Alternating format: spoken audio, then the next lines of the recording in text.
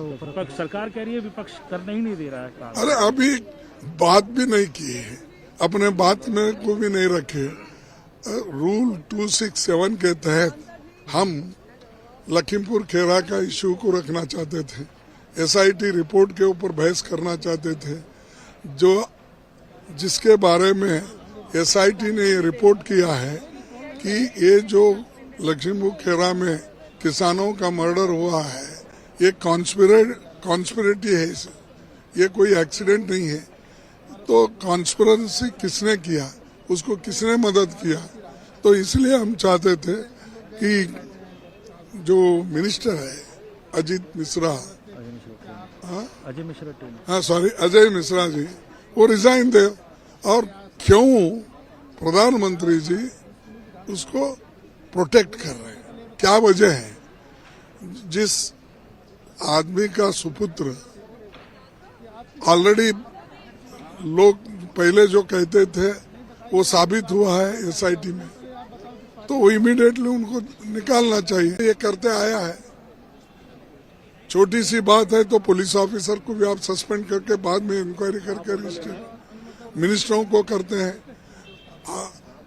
UPA के जमाने में तो छोटे छोटे इश्यूज पर रिसिग्नेशन मांगे गए। तो ये जो है एक मैं कहूँगा कि डेमोक्रेसी को रेस्पेक्ट नहीं है, रूल्स को रेस्पेक्ट नहीं है। मोदी जी के रूल्स कोड ऑफ कंडक्ट उनका ही चलता है, संविधान के तहत भी नहीं चलता है और बिजनेस ट्रांजैक्शन रूल्स के तहत भी नहीं चलता, सिर्फ मोदी रूल। सर, जयपुर की रैली में राहुल गांधी ने जो कहा था हिंदू और हिंदुत्व की बात करी थी, अब आरएसएस प्रमुख ने पलटवार किया, कहा कि राहुल गांधी को जानकारी नहीं है, बहुत पुअर नॉलेज है, हिंदुत्व के बिना हिंदू लिविंग बीइंग नहीं है। उन्होंने ऐसी बात कहकर शरीर से आत्मा को निकाल दिया। देखो आरएसएस की आत्मा कहाँ है मिलूं? है क्या इनकी आत्मा शेड्यूल कास्टों में? है क्या अस्पृश्यों में? है क्या दलितों में? अरे पहले तो तुम इन लोगों को तुम्हारे साथ लो, इनके बारे में सोचते नहीं। और हजारों सालों से वो गांव के बाहर है, हजारों सालों से तुम उनको शिक्षण से वंचित किए हैं, हजारों सालों से शस्त्र से वंचित किए हैं, हजारों सालों से पैसे से वंचित किए हैं, जमीन से वंचित किए हैं। उनको एक गुलामों के जैसा आपने रखा। ब्रिटिशर के गुलाम तो सारे लोग थे, हम ये अस्पृश्य लोग तो गुलामों के गुलाम थे।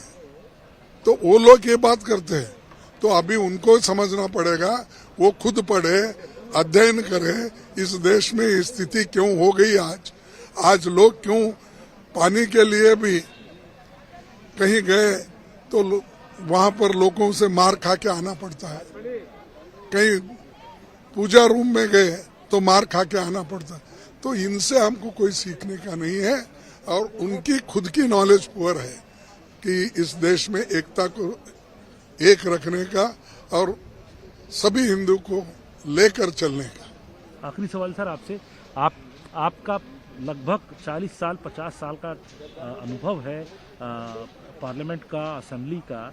एक असेंबली के सदस्य ने बीच असेंबली की कार्रवाई के दौरान कर्नाटक से, आप ही के राज्य से जो आते हैं, उन्होंने महिलाओं को लेकर एक अभद्र टिप्पणी करी, कहा कि अगर बलात्कार होता है तो वो उस बात को विरोध ना करें बल्कि सीधे क्रम पर लेट जाएं। इस तरीके की अभद्र बात कही है, हालांकि आप माफी मांग रहे हैं। वो नहीं, अब देखिए वो अभद्र बात कहना नहीं चाहिए था, इससे अनफॉर्चुनेट।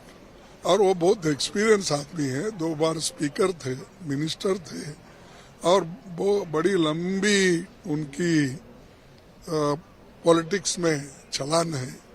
लेकिन वो क्यों बोले मुझे समझ में नहीं आता।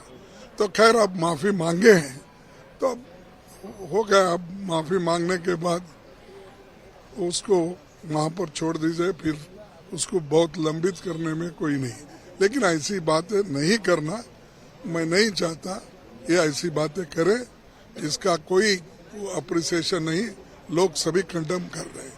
इसीलिए उन्होंने खुद को माफी मांगा है, तो बात अब वो बंद हो। नमस्कार, मैं हूं मानक गुप्ता।